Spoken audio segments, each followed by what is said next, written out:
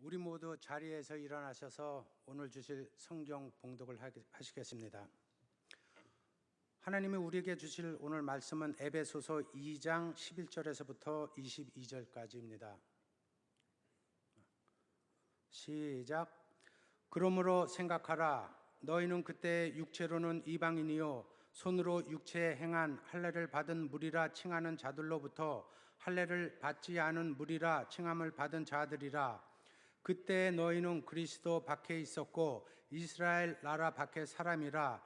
약속의 언약들에 대하여는 외인이요 세상에서 소망이 없고 하나님도 없는 자이더니 이제는 전에 멀리 있던 너희가 그리스도 예수 안에서 그리스도의 피로 가까워졌느니라. 그는 우리의 화평이신지라. 둘로 하나를 만드사 원수된 것 곧 중간에 막힌 담을 자기 육체로 하시고 법조문으로 된 계명의 율법을 폐하셨으니 이는 이 둘로 자기 안에서 한 새 사람을 지어 화평하게 하시고 또 십자가로 이 둘을 한 몸으로 하나님과 화목하게 하려 하심이라.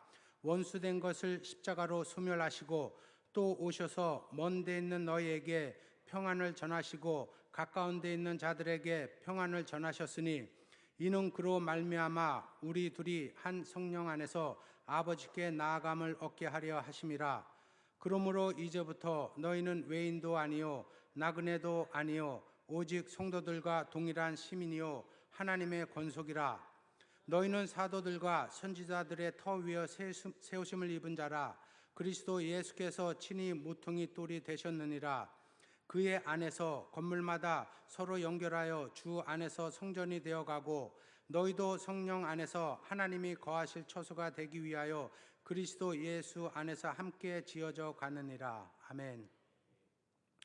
이 시간에는 이번 주 암송 말씀을 다 암송하시겠습니다. 에베소서 6장 1절 자녀들아.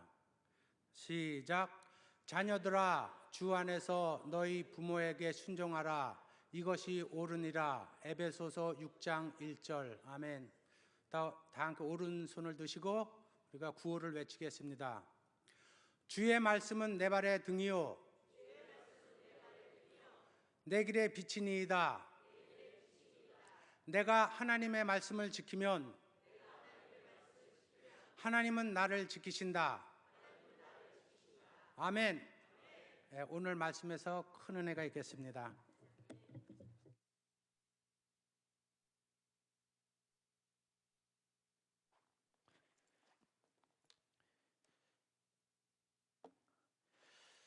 (5월은) 가정의 달이라서 제가 시가 된 인생이라고 하는 시편 강해의 12번의 말씀을 이번 주도 잠시 내려놓고 오늘까지 가정의 달에 대한 말씀을 나누려고 합니다.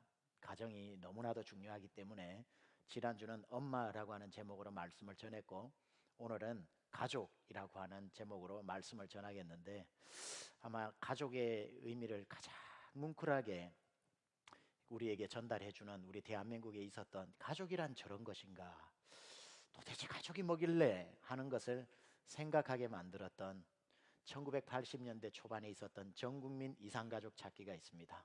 30년 동안 흥남부두에서 1사후퇴 때 손을 놓고 헤어져서 밤에도 잠을 자지 못하고 그리워하면서 엄마가 딸을, 딸이 엄마를, 자매끼리 오빠가 동생을, 동생이 오빠를 간절하게 찾으면서 서울에서, 부산에서, 목포에서, 광주에서, 춘천에서 KBS 방송국에 이름 석자 적어서 나와서 누가 이 사람을 모르시나요? 모르시나요? 하면서 우리 전 국민을 울렸던 가족이 뭐길래 하는 것을 떠올리게 하는 그런 이산가족 찾기가 있는데, 오늘 비가 오고 이러다 보니까 좀 비가 오면 사람도 류마티스 관절염 같은 게 있어가지고 몸이 아프듯이 이 기계도 비가 오고 그러니까 1부, 2부 때 케이블에 문제가 있어서 영상이 나왔다가 안 나왔다가, 그래서 1부 때는 나오다가 말았고 2부 때는 좀 잘 나왔는데 3부 때는 나오면 나오는 거고 뭐 안 나오면 할 수 없는 거고, 우리 그 영상을 먼저 보다가 안 나오면 재빨리 닫고 제가 설교를 시작하도록 하겠습니다. 가족이라고 하는 제목의 말씀을 시작하기 전에 우리 그 영상을 한번 보시겠습니다. 헤어진 지 수십 년이 지났는데 뭐 얼굴이나 기억이 나요. 그러니까 그거 어떡하지 퍼즐처럼 그 기억 그게 뭐 어떤 스토리라든가 이걸 맞추려고 서로 이제 주고받는데 그 뭐 신체 특징이라든가 어디 뭐 점이 있느냐, 사마귀가 있느냐, 아니면은 뭐 소지품 같은 거 이런 거를 이제 서로 맞췄는데 거기 덕순에도 나오잖아요. 팔 찢어진 그걸 맞춰 나중에 그게 이제 맞다. 그러고 그게 이제 결정적인 네, 거죠. 결정적인. 부산 중구에서 오신 윤덕수 씨. 윤덕수 씨는 아버지 윤진규 씨와 여동생 윤막순 씨를 찾고 계십니다.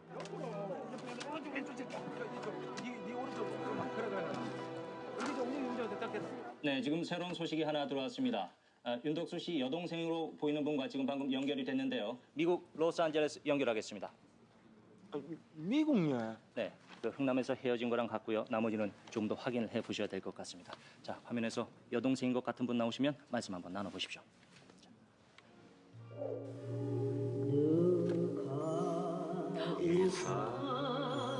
소름 돋는다.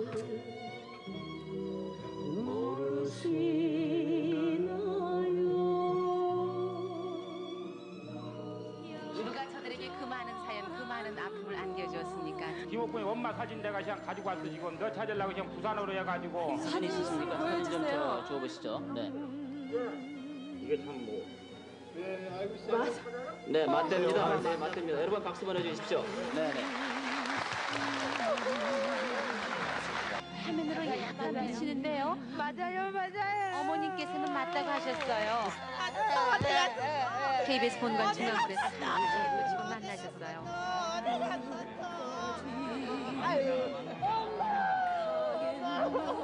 KBS 모두 감사합니다. 감사합니 너무너무 감사합니다. 맞아요. 너무 닮았네. 되게 저는 다 닮더라고요. 닮아있어요. 저 어렸을 때 있잖아 이발소집에 맡겨놓고 갔었어요. 예, 맞아요. 날씨가 흐리고요. 예, 맞아요. 오빠, 오빠, 이제 죽어도 원한이 없어요. 오빠.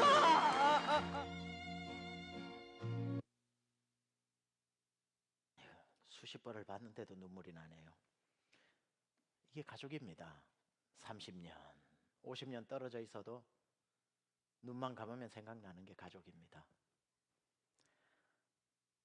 그런데 가족이 해체되고 있습니다.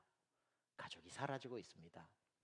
제가 어떤 면에 있어서 오늘 설교는 여러분을 좀 아프게 하는 설교가 될 수도 있고, 여러분 속도 모르고 하는 얘기라고 들으실 수도 있겠지만 사람의 얘기로 듣지 마시고 하나님이 오늘 여러분 가정을 살리기 위해서 주시는 메시지라 생각을 하고 귀 기울여 이 말씀을 들으시기 바랍니다.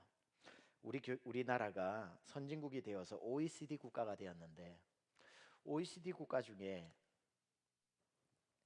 이혼율이 가장 높은 나라가 첫 번째가 우리가 살고 있는 미국입니다. 51%가 이혼을 하고 있습니다. 두 커플이 결혼을 하면 한 커플은 이혼을 한다는 뜻입니다. 2위가 스웨덴입니다. 48%입니다. 마찬가지로 라운드업을 하면은 50%입니다. 반올림하면 두 커플 중에 한 커플이 이혼을 한다는 뜻입니다. 놀랍게도 3위가 가장 늦게 선진국에 합류한 대한민국입니다. 47%가 이혼을 한다고 합니다. 똑같이 47%가 1위인 51%와 단지 4%밖에 차이가 나지 않습니다. 대한민국에도 지금 두 가정이 결혼을 하면 한 가정은 이혼으로 끝이 난다는 겁니다. 제가 어릴 적만 하더라도 이혼은 생소한 것이었고요. 면 단위의 한 가정이 있을까 말까 했습니다만은 이제는 대한민국을 일컬어 이혼 천국이다라고 말할 정도로 그렇게 바뀌어져서 가족이라는 개념이 해체되어지고 사라지고 있습니다. 여러분, 통계청의 조사에 의하면은 2013년도 통계인데요. 불과 몇 년 전이죠. 2013년도의 통계에 의하면 중고등학생 가출률이 12.2%가 나왔습니다. 12.2%라고 하는 것은 10명의 중고등학생이 있으면 1명 이상이 가출을 하고 있다는 뜻입니다. 그런데 그 가출을 하는 아이들을 조사를 해보니까 너 왜 가출하냐? 왜 가출했냐? 그러니까 친구를 잘못 만났어요. 밖에 가면 친구들이 자꾸 나오라고 해서요 라고가 아니라 가출 제1의 이유가 가족의 갈등 문제가 싫어서 가족의 문제 때문이라는 겁니다. 자녀들이 집을 나가므로 가족이 해체됩니다. 이 얼마나 귀한 가족, 저렇게 만나는 눈에도 꿈에도 사라지지 않는 그 가족, 오늘날 사라지고 있습니다. 불륜의 문제는 어떤 줄 아십니까? 2012년도 통계입니다. 그것도 몇 년 안 되는 통계, 최근 통계죠. 대한민국의 2012년도를 기준으로 성인 남자, 여자 18세 만 18세 이상 되어지는 사람의 인구가 4,200만 명입니다. 4,200만 명 중에 여러 리서치 조사에 의하고 대한민국의 러브 호텔, 러브 모텔에 연일 숙박 투숙하는 그런 것들을 면밀히 조사하고 난 뒤에 통계를 낸 것이 지금 대한민국 성인 인구 4,200만 명 중에 불륜의 현재형으로 살고 있는 사람이 500만 명하고 4만 명, 504만 명이라고 합니다. 이 통계는 성인 8명 중에 1명은 불륜을 저지르고 있다는 겁니다. 놀라운 통계입니다. 가족이 사라지고 있습니다. 가족이 이제 더 이상 가족을 사랑하지 않고요, 가족끼리 등을 돌리고요, 한 지붕 아래 있지만 얼굴을 쳐다보지 않습니다. 서로가 서로를 반가워하지도 않습니다. 아침에 나가서 일을 하고 밤에 들어오는데도 아무도 그 아빠를 반겨주지도 않습니다. 가족이 너무나도 위기 가운데 있다는 말입니다. 여러분, 하나님이 아담을 창조하셨어요. 아담 다음에 하와를 창조하시면서 동시에 창조되어진 것이 부부입니다. 그건 다른 말로 가족입니다. 하나님이 짝지어 주셨다는 거예요. 그리고 하나님이 분명히 그 가족을 향해 이렇게 말씀하셨습니다. 하나님이 짝지어 주신 것을 사람이 나누지 못하리라. 알아요, 여러분? 이 중에서도 가정이 갈라진 가정 있는 거 압니다. 얼마나 힘든지도 알아요. 아마 제가 제일 잘 알 겁니다. 수많은 위기 가운데 있는 가정 상담을 해보면서 보통 사람 같으면 정말 살 수 없겠다 하는 그런 어려움이 있는 분들 제가 다 압니다. 그런 걸 다 알면서도 올바른 성경관에 대해서, 성경의 결혼관에 대해서 여러분에게 가르쳐 줘야 하고, 이제 여러분이 다시 가정을 이루실 분들이 있다면 오늘 이런 말씀을 금과 억조로 새기고 다시는 실패를 경험하지 않는 가정이 되어야 하기 때문입니다. 결혼을 보고 부부 관계를 볼 때 가장 먼저 생각해야 되는 게 뭐냐면 하나님의 눈으로 우리 가정을 보는 겁니다. 이게 무슨 말인 줄 아세요? 내가 좋은 사람 만나서 내가 프로포즈해서 그 사람이 예스해서 그럼 우리 살자 그래서 우리의 결정으로 가정이 이루어졌다고 생각하면 마음에 맞을 때 살다가 마음에 맞지 않으면 헤어지면 되는 거죠. 내가 결정한 거니까, 책임도 나에게 있으니까. 그렇게 되니까 가정들이 속수무책으로 속절없이 무너지고 있는 겁니다. 회복되어져야 되는 게 있다면 내가 결정한 게 아니고 하나님이 만나게 하셨고 하나님이 짝지어 주셨고 하나님이 살게 해주셨기 때문에 하나님이 짝지어 주신 것을 사람이 나눌 수 없다라고 하는 이 분명한 결혼의 주체를 우리는 인식해야 되는 겁니다. 오늘 본문의 말씀을 제가 이 가족이라고 하는 이 중요한 이슈를 가지고 전혀 가족하고 상관없어 보이는 본문의 말씀을 택했지만 이 본문 말씀 하나하나 읽으면 지옥 같은 가정도 천국같이 바뀌는 비결들이 나와 있습니다.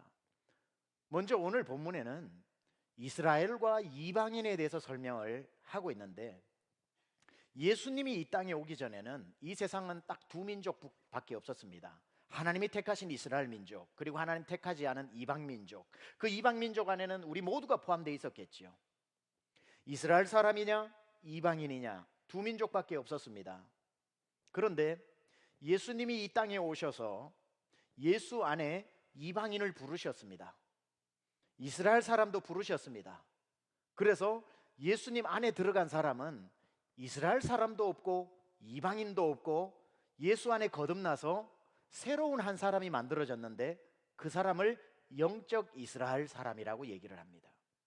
영적 이스라엘은 이제 예수 그리스도와 언약 관계에 놓여져서 예수님이 친히 영적 이스라엘을 다스리시고 인도하시고 통치하시기 때문에 이방인이라고 차별도 안 하고 이스라엘 사람이라고 싸고 돌지도 않고 그 둘이 합하여 그리스도 안에 하나가 되었던 것을 오늘 본문에서는 이야기를 하고 있는데, 저는 이것이 바로 부부 관계와 똑같다고 보는 겁니다.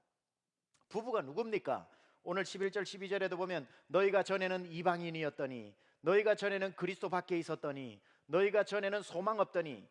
여러분, 결혼하기 전에 여러분의 아내와 여러분은 전혀 다른 곳에서 전혀 다른 이방인의 두 객체로 살았던 거 아닙니까? 이수복은 춘천에서, 최병락은 두동에서 그냥 아무 연관 없이 살았던 두 사람이었습니다. 그러다가 하나님께서 이수복을 부르고 최병락을 불러서 그리스도 안에서 한 사람을 만들었으니 이제 최병락도 없고 이수복도 없고 만들어진 하나는 부부밖에 없는 겁니다. 그리스도 안에서 짝지어 주신 부부밖에 없다는 거예요.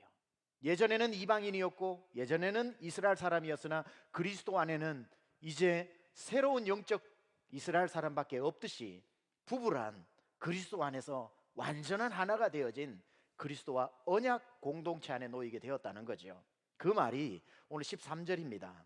이제는 전에 멀리 있던 너희가 그리스도 예수 안에서 그리스도의 피로 가까워져, 제가 한자 넣었습니다, 부부가 되었느니라. 전에 멀리 있었는데 그리스도 안에서 부부가 되었다는 겁니다. 이런 차원에서 결혼을 이해한다면 내 마음에 맞으면 살고 안 맞으면 헤어지는, 백화점에서 산 옷이 맞으면 입고 안 맞으면 반납하든지 버리는 그런 식으로 해서는 안 되고, 하나님이 짝지어 준 것을 사람이 나눌 수 없는 언약적 관계라는 것을 첫 번째 우리 마음에 항상 새기고 살아야 됩니다. 그리고 그 부부 사이에서 태어난 자녀는 하나님이 주신 최고의 선물이 되는 거지요. 그런데 오늘 이러한 하나님이 서로 부부를 만나게 한 너무나도 귀중한 한 사람과 한 사람, 그런데 원수가 되어서 살아가는 가정들이 너무 많습니다. 한 10여 년 전에 우리 교회 여성노님 한 분이 저한테 울면서 와서 상담을 합니다. 우리 남편이 그럴 줄 몰랐다는 거예요. 왜 그러세요? 그분 남편이 교회는 안 다니시는 분인데 책 읽는 걸 굉장히 좋아했습니다. 그래서 성경책도 가끔씩 이렇게 읽는다고 자기 성경을 집에 서재에 꽂아 놓는데요. 그런데 제가 어느 날, 목사님, 우리 남편 성경을 펴서 보니까 성경을 하나도 읽지 않아서 깨끗한데, 근데 밑줄을 하나 그어 놓은 게 있는데 그 밑줄을 보니까 요즘 유행하는 말로 심쿵이라 그러죠. 심장이 쿵하고 내려앉는다고. 너무 놀랬다는 거예요. 그리고 눈물이 왈칵 쏟아지더랍니다. 그래서 왜, 무슨 구절에 그렇게 그어져 있는데요 하니까 마태복음 10장 36절인데요 목사님, 그게 뭐냐면 사람의 원수가 자기 집안 식구니라. 여기에 그어놨다는 거예요. 사람의 원수가 자기 집안 식구니라. 목사님, 저는 우리 남편이 저를 원수로 생각하고 사는 줄 몰랐어요. 원수로 생각하고 사는 줄 몰랐어요 하니까 제가 너무 당황을 해가지고 어떻게 위로를 해야 될지 몰라서 위로를 한답시고 한 위로가 이렇게 위로를 했습니다. 집사님, 꼭 그 원수가 왜 집사님이라고 생각하십니까? 시어머니도 계시고 올케도 있는데. 제가 그랬어요. 말도 안 되는 위로죠. 근데 하여튼 급한 불 끈다고, 그 원수가 왜 꼭 집사님이라고 생각하세요? 시어머니도 계시고 올케도 있는데. 여러분, 오늘날 가족이 더 이상 가족이 아니고요. 퇴근하고 집에 들어가면 누가 쉽니까? 요즘 퇴근하는 남편은요, 집 앞에서 쉬모업 한번 하고 총알 장전하고 그리고 들어가는, 전쟁터로 들어가는 심정으로 들어갑니다. 조그마한 말에도 신경이 예민해지고, 옛날에야 남편이 나가서 일을 하고 아내는 하루 종일 집에 있다가 준비해서 남편 오면은 그 피로를 풀어줄 수 있지만 요즘 다 맞벌이 아닙니까? 그러니까 누가 누구에게 잘해줍니까? 둘 다 똑같은 형편인데 신경이 예민해져서 조그마한 말에도 전쟁이 일어나는 겁니다. 원수도 그런 원수가 없고요. 별거는 안 하더라도 남의 눈이 있어서 집안에서 각방 쓰는 부부가 얼마나 많은지 몰라요. 제가 한 2년 전으로 기억하는데 고린도전서 강해를 하면서 고린도전 7장에 이르렀을 때에 3주 연속 시리즈로 결혼, 이혼, 재혼해서 3번 설교를 한 적이 있습니다. 그러면서 3주 내내 제가 강조했던 말 중에 하나가 혹시 우리 성도 중에 각방 쓰는 부부 있으면 합방하시기 바랍니다. 제가 그랬거든요. 그리고는 설교를 마치고 한 달 안에 여러 가정이 저를 찾아왔어요. 정말 여러 가정이. 그러고는 뭐라고 얘기하냐면 목사님 말씀 듣고 저희 부부 합방했어요. 그렇게 자진신고하더라고요. 저 뭐 묻지도 않았는데 그때 제가 깜짝 놀란 게 와, 우리 교회 안에도 이렇게 각방 쓰는 부부가 많았구나. 특별히 부부 문제가 많아서 각방을 쓰기보다는 남편 출근해야 되니까 애 재운다고 딴방 쓰기 시작하다가 그게 익숙해져 가지고 이제는 어색해서 한 방에 못 가는 부부도 있고 이런저런 이유로 가정이 딴방을 쓰다가 몸이 멀어지면 마음도 멀어지는 거고요. 그러면은 가정에 문제가 생기게 되는 겁니다. 오늘도 이 설교 듣고 혹시나 밤에 딴방에서 자고 한 차 타고 오신 부부들은 합방하시기를 축원합니다. 하면 아무도 아멘 안 할 거예요. 왜냐하면 아멘하면 각방 쓴 게 되니까. 그러니까 1, 2, 3부 아무도 아멘은 안 하더라고요. 근데 분명히 있을 거예요. 합방하시는 은혜가 있기를 축원합니다. 부부가 원수로 살아갑니다. 부모와 자녀가 이제는 원수가 되어서 부모 자녀가 얘기도 안 합니다. 시어머니 며느리는 옛날 이야기고요. 사돈끼리도 결혼하는 날 한번 보고는 평생 그냥 연락도 없이 살고요. 형제간에는 뭐 이민 왔는데도 5년 10년 돼도 연락하지 않고 살아갑니다. 가족이 사라지고 있습니다. 가족이 전쟁터가 되고 있습니다. 이런 전쟁터 같은 가족을 어떻게 천국 같은 가정으로 바꿀 수 있는지 감사하게도 오늘 본문에는 몇 가지 가이드라인을 우리에게 말씀해 주고 있는데 가능하시다면 여러분 한번 여러분 가정에 이 원칙을 지켜보시고 행복한 가정 될 수 있기를 축원합니다. 첫 번째, 행복한 가정으로 바꾸는 첫 번째는 가정 안에 들어와 있는 보이지 않는 막힌 담을 허무십시오. 이게 14절인데요. 그는 우리의 화평이신지라 예수님을 말씀하시죠. 둘로 하나를 만드사 원수된 것 곧 중간에 막힌 담을 자기 육체로 하시고. 자 보세요. 하나님과 우리 사이에 불순종으로 죄의 담이 높이 올라갔습니다. 예수님이 오신 이유가 뭐죠? 그 담을 허물기 위해서 오셨습니다. 하나님과 우리가 예수님 때문에 화목하게 되었습니다. 여러분 집안에 들어와 있는 남편과 아내 사이에 높이 올라가 있는 담을 허물어야 됩니다. 부모와 자녀 사이에 보이지 않지만 너무 높아져서 자녀가 아버지에게 얘기도 하지 않고 얘기해봐야 들리지도 않고 자녀들에게 뭘 하라 그래도 애들은 귀퉁으로 듣고 보이지 않는 담이 서로 커뮤니케이션을 단절시키고 부부간의 대화를 빼앗아 가고. 여러분 부부간에 생긴 그 담이 어느 날 자고 일어났더니만 20층 높이로 솟아 있습니까? 절대로 그렇지 않습니다. 그 담은 매일매일 여러분 하루하루 벽돌을 지금 놓아가고 있는 건데 그 벽돌 허물어야 하는 겁니다. 여러분 성경에 보면 가장 아름다운 사랑의 이야기가 아가서에 나오죠. 솔로몬과 술람미 여인의 정말 뜨겁고 행복한 사랑의 이야기가 나오는 것은 하나님과 우리 인간 사이의 사랑을 표현해 주기 위해서 성경이 기록되어져 있고, 더 나아가 오늘날 하나님이 원하시는 부부가 어떻게 살아야 하는지에 대한 안내서로서 아가서가 들어가 있는 겁니다. 솔로몬과 술람미 여인의 그 아름다운 사랑을 어떻게 유지했는지 비법을 아가서 2장 15절에서는 이렇게 가르쳐주고 있습니다. 우리를 위하여 여우 곧 포도원을 허는 작은 여우를 잡으라. 우리의 포도원에 꽃이 피었음이니라. 여러분의 가정은 포도원입니다. 포도나무에 꽃이 울창하게 피었습니다. 그런데요, 그 포도원을 헐기 위해서 들어간 여우가 있습니다. 여러분 집에 불행한 가정에는요 여우가 있습니다. 여기서 여우라 그러니까 여러분 남편의 뭐 세컨드를 얘기하거나 여러분의 뭐 아내의 보이프렌드를 얘기하는 사람이라고만 생각하면 안 됩니다. 그 여우는 무조건 잡아야지요. 그러나 그 여우가 아니라 여기서는 한 인격체를 말하는 게 아니라 여러분 가정을 허는 다양한 종류의 여우가 있습니다. 그 핵심을 잡아야 되는 거예요. 여러분 가정에 문제를 일으키는 요인들이 있다고요. 그걸 여우로 표현하는 겁니다. 예를 들면 이겁니다. 남편들 중에 유난히 말이 거친 사람이 있어요. 그냥 평범하게 얘기해도 되는데 꼭 욕을 넣어서 한다든지 성질을 막 부리면서 얘기를 한다든지, 이런 사람은 그 집의 여우는 그 사람 혀입니다. 그 혀를 잡아야 되는 거예요. 안 그러면 몇 마디 하잖아요. 아내와 그 남편 사이에 담이 올라간다니까요. 그 아버지와 자녀 사이에 담이 올라간다니까요. 반드시 잡아야 됩니다. 그런데 어떤 사람은 그러죠. 목사님, 전 다른 건 다 해도 그건 못합니다. 저는 할 말은 해야 됩니다. 그러니까 할 말 하세요. 할 말 못하게 하면은 또 제명에 못 살지요. 그러니까 나 할 말은 하는 분 하세요. 제가 하지 말을 안 할게요. 그러나 그런 분들은 자기 셀프 컨트롤 할 수 있는 장치를 마련해야 됩니다. 이런 거죠. 우리 집안의 문제는 전부 내 아빠의 혀에서 나오더라 그러면은 이 아빠가 자기와 약속을 해야 되는 거예요. 그래, 나는 할 말은 해야 되는 거지만 할 말 하기 전에 카운트 10을 하고 말하겠다. 그 정도는 얼마든지 할 수 있잖아요. 1, 2, 3, 4 에이 하지 말자. 하다 보면 시시해져서 그 말이 안 나갑니다. 그럼 가정은 살아나는 거예요. 어느 집안의 아빠의 혀가 여우입니다. 엄마가 만들어내는 여우도 있습니다. 자녀에게는 희생적으로 사랑을 하는데 남편에게는 늘 무관심하고 남편에게는 사랑을 표현하지 않는 엄마들이 있습니다. 그것도 남편과 아내 사이에 벽돌을 올리는 겁니다. 아내들은요, 자녀를 사랑하고 싶으면 남편 사랑해 주세요. 자녀들은 자기들을 직접 사랑해 주는 것보다 엄마가 아빠 사랑하고 아빠가 엄마 사랑해 주는 걸 더 큰 사랑의 언어로 받는데요. 허물어야 되는 거예요.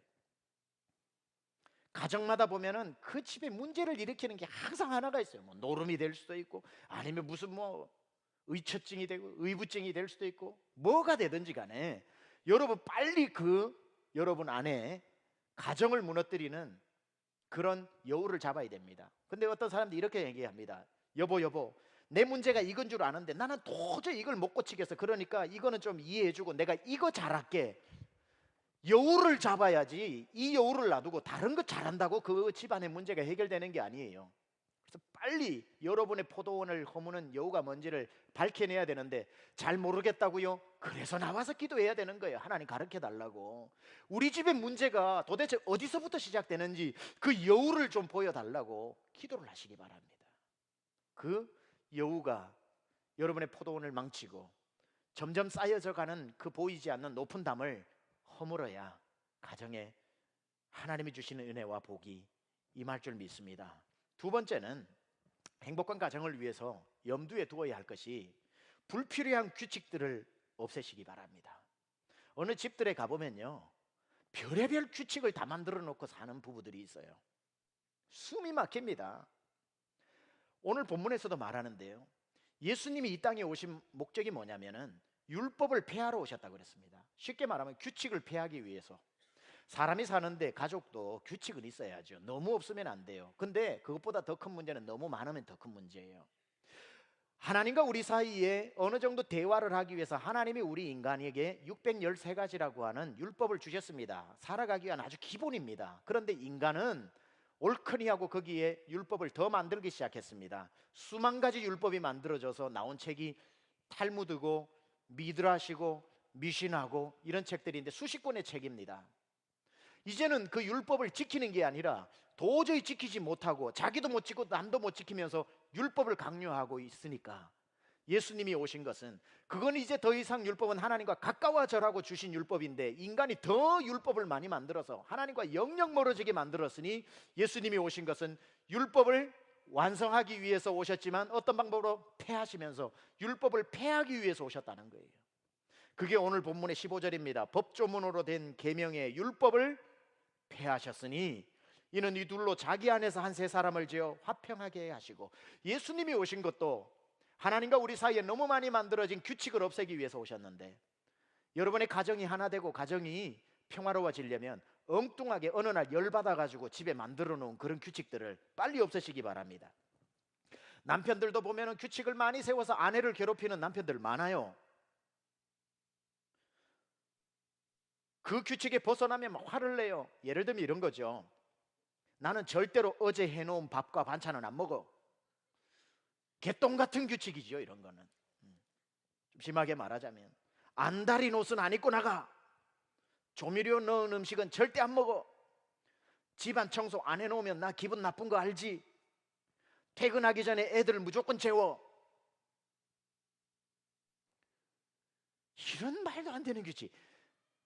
행복해 보려고 만들어 놓은 규칙이요, 그 가정을 무너뜨리고 있다는 거 아십니까? 그 규칙 오늘 싹 없애면요, 가정이 오히려 행복해집니다. 아내들도 남편에게 불필요한 규칙을 너무 많이 만들어 놔요. 아내들도 마찬가지입니다. 몇 시까지는 반드시 들어와야 해. 주말에는 애들하고 무조건 놀아줘야 돼. 일주일에 뽀뽀는 몇 번 이상 해줘야 돼. 발 씻기 전에는 침대에 올라올 생각을 하지 말어. 코 골려거들랑 건너방 가서 자. 일주일에 나만을 위한 하루 시간은 보장해줘야 돼. 얼마나 규칙이 많은지 오늘 여성분들은 그 규칙들 다 없애시기 바랍니다. 예수님이 율법을 폐하셨듯이 그 규칙을 없애면 가정 행복해집니다. 아내들은요, 아빠에게 그런 규칙을 줘가지고 가정에 충실하도록 가정을 행복해 보자고 만들어놨던 규칙들이요, 가정을 무너뜨리고 있다니까요. 부모들이 자녀에게 얼마나 규칙을 많이 가지고 있는지 몰라요. 월요일은 이거 해야 돼, 화요일은 이거 해야 돼, 수요일은 이거 해야 돼. 그거 다 없애세요. 기본만 남겨놓으세요. 그러면 자녀들이 잘 크게 돼 있습니다. 예수님이 오셔서 율법보다 더 강력하게 율법으로 할 수 없었던 일을, 내가 온 것은 율법을 완성하러 왔는데 어떤 방법으로 완성하셨어요? 사랑으로. 세상에서 가장 무서운 채찍은 사랑이라는 거 아십니까? 규칙이 아니에요. 그런 규칙을 허물고 사랑해 주는 겁니다. 자녀를 규칙으로 다스리지 않고 사랑으로 다스리는 겁니다. 예수님이 율법대로 우리를 정죄하지 아니하시고 사랑으로 우리를 품어주셨기 때문에 오늘 우리가 살아있는 것 아닙니까? 불필요한 규칙 없애시길 축원합니다. 세 번째는, 행복한 가정을 원한다면 뻔한 대답이에요. 그러나 중요해요. 서로에게 맡겨진 십자가를 지십시오. 안 하려고 하지 말고. 16절입니다. 또 십자가로 이 둘을 한 몸으로 하나님과 화목하게 하리 하심이라. 원수된 것을 십자가로 소멸하시고. 가정평화는요, 제 몫에 태인 십자가 자기가 지면은 가정평화는 그냥 옵니다. 떠넘기려고 그러니까 그렇지. 오늘날 가족 중에 사라져버린 보케브러리가 있습니다. sacrifice, 희생이라고 하는 단어가 사라져버렸습니다. 그런데 가정은 희생 없이는 굴러가지 않는 곳이지요. 심지어 부모들도요, 자녀를 향해 희생을 별로 안 하려고 합니다. 서프라이즈. 자녀들이 이제 성인이 되기가 무섭게 부모들이 내뱉는 말이 뭡니까? 아, 이만큼 키워줬으면 됐지. 이제는 엄마도 나도 내 인생 살아야 되니까 너네들이 알아서 커. 딱 선을 긋습니다. 자녀들은 희생을 합니까? 부모를 위해? 효도라는 단어는요, 박물관에 가서 고대 문서나 뒤져봐야 나오는 단어가 됐습니다. 희생하지 않습니다. 자녀가 부모를 위해 희생합니까? 안 합니다. 부모도 자녀를 위해 이제는 희생을 안 하려고 노력하는데, 남편들이 아내를 위해서 희생을 안 하고요, 아내들이 남편을 위해서 희생하지 않습니다. 남편들을 참 불쌍해요. 평생 밖에 가서 돈 벌어가지고 집에 다 갖다 줘가지고 이렇게 가족들, 자녀들 키워놨는데 남편 55세 정도 돼가지고 이제 회사에서 은퇴를 하고 나면 아내가 자기에게 딱 건네주는 종이 한 장이 있습니다. 이름도 화려한 황혼이혼증입니다. 한국에 지금 황혼이혼을 얼마나 많이 하는지 몰라요. 나도 내 삶을 찾겠다는 거예요. 그 마음 이해는 해요. 그러나 아주 유행처럼 번지고 있습니다. 이젠 늙어가는 남편, 내가 희생하고 싶지 않다는 뜻입니다. 여러분도 뭐 한두 번 들어봤겠지만 매 맞는 남편 시리즈가 있더라고요. 우리 교회는 매 맞는 남편 없으리라고 생각을 하고 앞으로도 매 안 맞으리라고 생각을 하고 마음 편안하게 이 이야기를 한번 해보려고 합니다. 남편들 참 희생하지 않는, 참 불쌍해요. 30대까지는 남자가 큰 소리를 친답니다. 돈도 벌어오죠. 건강도 있죠. 30대를 잘 누리시기, 이 중에 30대 남편들 있으면은 험한 세상 오기 전에 잘 누리시기 바랍니다. 40대부터 맞기 시작을 하는데 40대는 주로 와이프에게 왜 맞는가 하니까 텔레비 보는데 앞으로 지나갔다고 맞는답니다. 채널 돌리다가는 끝나버리는 거고, 일단 50대가 되면은 왜 두들겨 맞는가 보니까 외출하는데 어디 가냐고 물어봐가지고 두들겨 맞는데, 당연히 또 60대는 뭐죠? 밥 차려달라고 해서 맞는답니다. 근데 70대가 참 불쌍하더라고요. 왜 맞냐 그러니까 아침에 눈 떴다고 맞는답니다. 아침에 눈 떴다고 맞는. 2부 때는 앞에 있는 어르신 80이 넘으시면 80대는요 그러시더라고요. 그래서 그냥 사세요. 제가 그랬어요. 70을 넘겼으면 그냥 살 수 있다고. 제가 희생하지 않습니다. 희생을 하지 않아요. 전부 계산적입니다. 그러니 가정이 병들죠. 제가 언젠가 한번 이런 우스갯 유머를 얘기했는데 어떤 부부가 오래간만에 영화 구경을 갔죠. 이렇게 사람이 많아가서 구석편에 이렇게 앉아 있는데 남편이 아내에게 이렇게 묻습니다. 여보, 의자는 안 불편해? 의자 편해요. 그래? 어떻게 춥지는 않고? 온도도 딱 좋은 것 같아요. 그래? 그럼 앞에 사람 머리 가려워서 화면이 잘 안 보이지는 않고? 아니요, 앞에 잘 보여요. 그래? 그럼 자리 바꿔. 그렇게 얘기해야 되잖아요. 그럼 자리 바꿔. 여기 추워서 안 되겠어. 여기 추워서 안 되겠어. 자리가 불편해서 안 되겠어. 이게 부부입니다. 이게 부부입니다. 서로를 희생하지 않는 이런 시대에 아내만 질 수 있는 십자가, 남편만 질 수 있는 십자가가 있다고요. 내 몫에 대인 십자가 지십시오. 가정이 살아나면 여러분도 살아나게 될 것입니다. 마지막 한 가지, 가정을 살리는 어쩌면 오늘 가이드라인 중에 가장 중요할 것입니다. 다른 거 다 잊어버려도 이것만큼은 기억하십시오. 가정을 바라보는 눈 중에 이 눈을 회복해야 되는데 우리 가정은 아직도 만들어져 가고 있다. 지어져 가고 있다. 22절의 말씀입니다. 22절에 이렇게 나옵니다. 너희도 성령 안에서 하나님이 거하실 초소가 되기 위하여 그리스도 예수 안에서 함께 지어져 가느니라. 완료형이 아니라 가정을 진행형으로 말씀하고 있거든요. 제가 이 22절을 읽다가 여러 번 읽었지만 이 말씀 읽다가 딱 이걸 보고 손을 들고 제가 할렐루야 그랬어요. 왜냐하면 이만큼 반가운 소식이 어디 있어요? 지어져 가고 있다니까. 이만큼 소망이 있는 말씀이 어디 있어요? 현재 진행형이니까. 여러분의 가정, 남편을 볼 때 다 마음에 드나요? 볼 때마다 내가 시집 하나는 잘 왔지 이런 마음 드나요? 근심 덩어리 아닙니까? 한 가지 잘하면 세 가지씩 사고 치잖아요. 너무나도 여러분 마음이 안 좋을 때에 오늘 이 마음을 하나님이 여러분 마음에 부어주셔가지고 이 눈으로 보라는 거예요. 저 인간 지금 오늘은 저래도 지어져 가고 있는 중이니까 내년에는 멋진 작품으로 나올 거야. 그러면 마음에 여유가 돌아요. 마음에 여백이 있어요. 남편들은 그렇다고 아내들이 다 마음에 드나요? 가끔씩 미습하기 생각날 때도 있겠죠. 그러면 뭐 더 잘해줬을 것 같죠. 마음에 아쉽더라도 그때 이 마음을 가지시라고요. 우리 아내가 지금도 괜찮은 여자지만 내년에는 더 멋진 여인이 되어 있을 거야. 지어져 가고 있으니까. 하나님이 저 사람을 지금 만지고 작품으로 빚어가고 있으니까. 여러분의 자녀가 또래 아이들보다 좀 뒤처지고 못하는 부분이 있으면 아이고 어떻게 내가 그러냐고 그렇게 하는 게 아니라 부모들의 마음에도 지금 하나님이 이 아이를 만들고 계시지요. 하나님이 널 지금 만들고 계신단다. 너는 지금도 괜찮은 아이지만 5년 후에는 세상이 깜짝 놀랄 만큼 멋지게 나올 거야. 그리스도 안에서 in progress, 진행 중이다 이 말이에요. 진행 중이다 이 말이에요.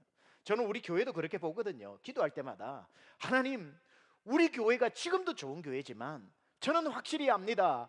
하나님 5년 후가 더 좋은 교회라는 것을. 우리 교회는 지어져 가고 있기 때문에 여러분 서로 가족과 목회자가 성도가 목회자도 그 눈으로 봐야 됩니다. 제가 여러분이 보실 때 흠도 많고 부족한 것 투성이지만 이 눈이 여러분에게 있다면 우리 목사님 5년 후에는 더 멋진 목사님 되어 있을 거야. 제가 여러분 보면서도 우리 성도님들은 5년 후에는 세상이 다 탐내는 성도들로 되어 있을 거야. 그냥 그 소망 가운데 지어져 가니까. 우리 남편 지금도 애쓰지만 우리 남편 다들 우습게 여기지만 5년 후에는 이 남자가 최고 남자 되어 있을 거야. 이 아내가 최고의 아내 되어 있을 거야. 우리 애들 깔보지 마라. 하나님이 지금 만들어가고 계신다. 이 아이 10년 후에는 다 놀랄 걸. 그리스도 안에서 지어져 가고 있기 때문에 여러분의 가정의 문을 열고 들어가면 지옥 같고 가슴에 숨이 탁탁 막히고 어떻게 또 하루를 견디나 싶더라도 오늘부터 아니야, 하나님이 만들어가고 계셔. 우리 남편 안에 일하고 계셔. 우리 아내에게 일하고 계셔. 우리 자녀 속에서 일하고 계셔. 천지를 만드신 하나님의 실력인데 우리 집 하나 멋지게 못 만드시겠어? 하나님이 지금 만들고 계시는 중이야. 이 눈이 우리 가운데 회복되어져서 멋진 명문 가정으로 작품으로 나올 수 있기를 축원합니다. 우리 시간 한번 말씀 가지고 소망 가운데 감사하며 이 시간 한번 기도하겠습니다. 알아요, 여러분, 이 중에는 이 설교 자체도 호사스럽게 들리고, 목사님 우리 집은 이미 너무 늦었어요, 너무 멀리 와버렸어요, 그 말씀조차도 적용하기에 너무 간격이 벌어져 있어요. 그런 말씀하지 마세요. 주님이 일하고 계셔요. 주님이 빚어가시면 죽은 나사로도 살리는데, 하나님 앞에 오늘 하나님 우리 가정을 하나님 빚어달라고, 하나님의 그 창조의 솜씨로 우리 남편, 우리 아내, 우리 자녀들, 우리 부모님 하나님 멋지게 좀 만들어달라고, 하나님 일하시는 손을 멈추지 말으시라고, 하나님 우리 가정 지켜달라고 우리 시간 한번 하나님 앞에 기도하며 나가겠습니다. 기도합시다. 하나님 아버지, 어려운 중에도 하나님 앞에 간구합니다. 가정의 주인 되신 주님, 하나님 어떠한 상황 가운데 있어도 하나님이 지키시고 하나님이 일하고 계시고 우리 세미 안의 모든 가정을 오늘 하나님 빚어가고 계시는 줄 믿습니다. 너희 안에 착한 일을 시작하시니가 그리스도 예수의 날까지 이루실 줄을 내가 확신하노라 말했던 것처럼, 우리 안에 하나님이 일하고 계시고 빚어가고 계시고 만들어가고 계시는 하나님 모든 세미 안에 가정들이 하나님 주신 은혜와 하나님이 빚어가시는 명품이 되어지게 하여 주시옵소서. 한 가정도 어려움 당하지 않도록 하나님의 능력의 손으로 빚어 만들어 주시옵소서.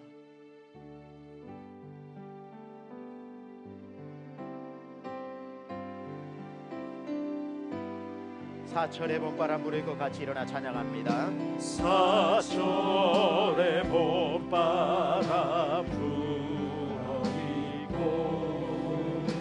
하나님 아버지 모셨으니 믿음의 반석도 든든하다. 2절 찬양합니다. 어버이 우리를 보이시고 어버이 우리를 보이시고 온 이들 사랑에 묻혀있고 기쁨과 성음도 같이하리. 안간에 고마워라 고마워라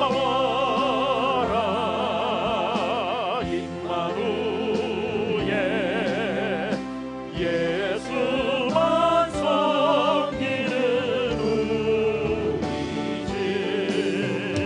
고마워라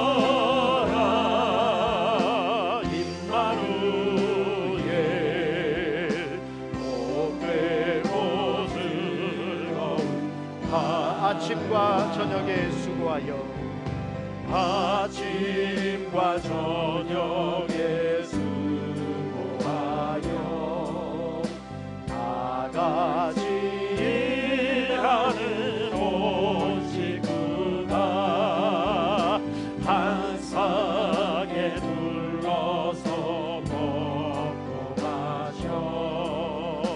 여기가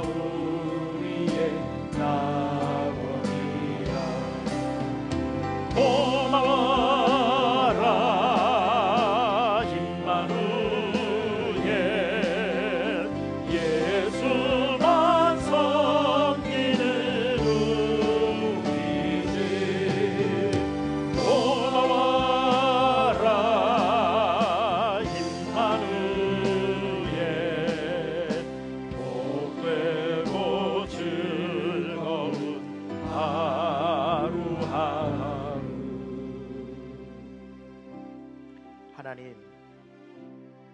하나님께는 못 고치실 질병이 없고 못 고치실 가정이 없는 줄 믿습니다.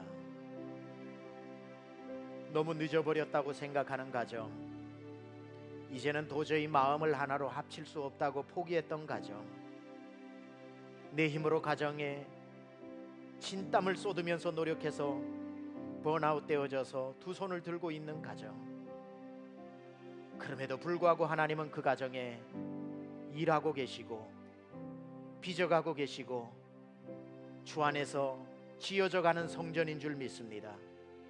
오늘의 배우자의 모습을 보기보다 앞으로 하나님이 만들어 놓으실 작품을 미리 보게 하시고 서로를 향한 사랑과 기대와 소망이 사라지지 않게 하시며 우리 모든 세미 안의 가정들이 오늘보다 내일이 더 좋은 가정 되게 하여 주시고 내년도 5년도 10년 후에 믿음의 명문 가정이 기적처럼 눈앞에 나타나게 하여 주시옵소서. 하나님이 일하고 계시니 그런 일이 일어날 줄 믿습니다. 축복하여 주옵소서. 이제는 우리 주 예수 그리스도의 은혜와 하나님 아버지의 놀라우신 사랑하심과 성령님의 감화감동 내주교통 역사하심이 가정의 주인 되신 예수 그리스도를 바라보고 다시 한번 힘을 내고 주님을 바라보고 믿음 붙잡고 가정천국, 교회천국, 인생천국, 풍성한 포도밭의 결실을 딸 때까지 부르신 자리에서 열심을 다해 살아가기로 결단하고 다짐하고 큰 은혜 받고 돌아가는 사랑하는 심령들 머리머리 위에 지금부터 영원토록 함께 하옵시기를 간절히 축원하옵나이다. 아멘.